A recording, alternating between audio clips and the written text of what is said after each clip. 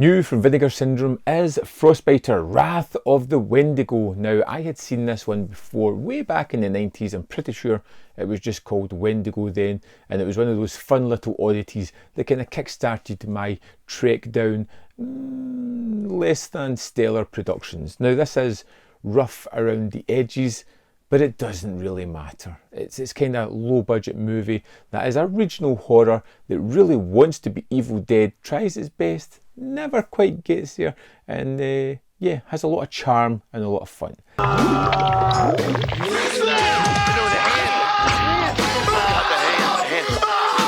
So at the start of this one, we hear about the legend of the Wendigo, an old man in a cottage who keeps it trapped by having a circle of the Wendigo's victims' skulls on sticks to kind of keep it at bay. He's extremely old. We get some hunters that turn up on this island. They're completely aggressive for no reason whatsoever. They are just downright horrible, and you know what they're going to do. They're going to release this Wendigo, and then for the rest of the movie it's them trying to survive. You are the chosen one. You must complete the circle. But we also have another story of a young girl who is giving a calling to come and be the now guardian of the Wendigo. As the old man has died, she is going to be the replacement, and it's basically her trying to get there to help stop this beast and then make sure that nobody else wakes it for another generation. What was that? But it's incredibly fun. It's got some great effects as well, some stop motion stuff later on, which is really impressive and kind of interesting. There is some great kind of miniature work, and although you can tell it's fake, I really appreciated the effort to try and do it. There's a sequence with our heroine as she's travelling to the island on a small two-seater plane, and it's obviously not real. It looks pretty decent. Even the crash, which is kind of like, it's still fun. And the fact that they're attempting to try these kind of things, and for the most part pulling it off, really added a lot to my engagement. The humour of the group of hunters that's there, the kind of redneck sentimentality that they draw forth, the silliness, the crazy mix of characters, was all incredibly fun and endearing, and really made me interested in this group of people. I knew most of them were going to die. I was interested to see who was going to be near the end of the kill list, and I was pleasantly surprised by that.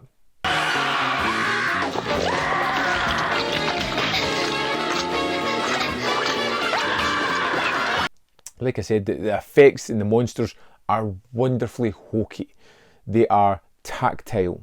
They are real. They are more impressive than CGI because they just feel the craft and the love in them, and I really appreciated that, from the chilly monster to the Wendigo itself at the end in stop motion, which was terrific. Some of the other beasts, and it made me almost forgive a lot of the problems that the movie had.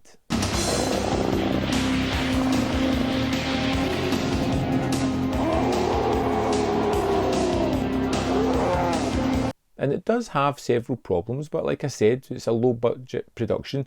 You feel like their heart is on their sleeves. They're trying their best to do what they can with the money that they have, and for the most part they do really well.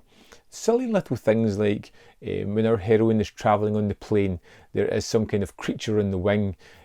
Somehow, it's never explained how, it ends up inside the plane, biting the head off the pilot. Great sequence. Bloody, gory, fun, but again, how did they get from outside the plane to inside to back out again? Silly little things like that just don't add up.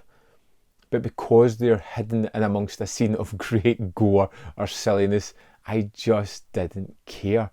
The music in this one is probably the worst part of it. It's tonally off, doesn't quite fit with everything we're seeing it. And in fact, there's even a scene later on where there is a familiar song that's kind of blended in to the score, which is fairly obvious, I think, as well what it is.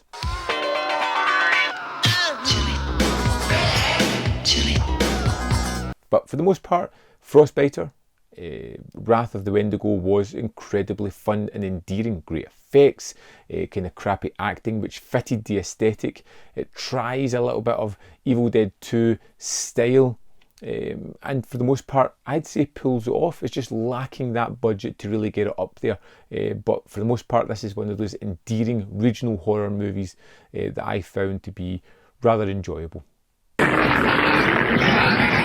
Frostbiter, Wrath of the Wendigo is, yeah, recommended if you like these kind of things. If you like the Homegrown Horrors box set, it's better than those, better than Winter Beast, but kind of along the same lines as those, feeling that you have, the tonality of those movies, the budget, the production size. Still, I would say, yeah, worth checking out. If you liked the movie, hated the movie, fell somewhere in the middle, let me know in the comment box below. We can have a discussion about this one. Don't forget to hit this video with a thumbs up because it really helps. There is more content up here if you want to see more of my stuff, and in the description box below are links to the Patreon, membership program, manvfilm.com, all ways in which you can support me. Thanks for watching, and I'll see you next time.